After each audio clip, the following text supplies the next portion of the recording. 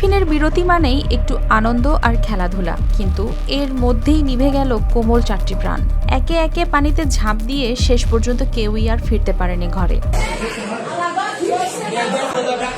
16 জুলাই দুপুরে নরসিংদীর রায়পুরা উপজেলার চান্দেরকান্দি ইউনিয়নে পানিতে ডুবে মর্মান্তিক মৃত্যু হয়েছে 4 শিশু শিক্ষার্থীর।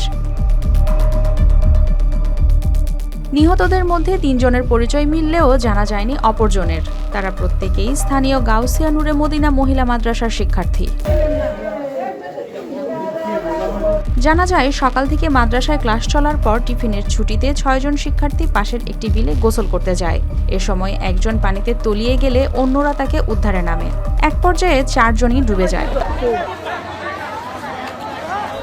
খবর পেয়ে মাদ্রাসা কর্তৃপক্ষ ও স্থানীয়রা উদ্ধার কাজ শুরু করেন। 3 শিশুকে উদ্ধার করে হাসপাতালে নেওয়া হলে কর্তব্যরত চিকিৎসক তাদের মৃত ঘোষণা করেন। পরে আরও এক শিশুর মরদেহ উদ্ধার করা হয়। এক বন্ধুকে বাঁচাতে গিয়ে 4টি শিশুর এমন করুণ মৃত্যুতে পুরো এলাকায় নেমে এসেছে শোকের ছায়া। নতুন করে নজরে এসেছে জলাশয়ের আশেপাশে নিরাপত্তা নিয়ে।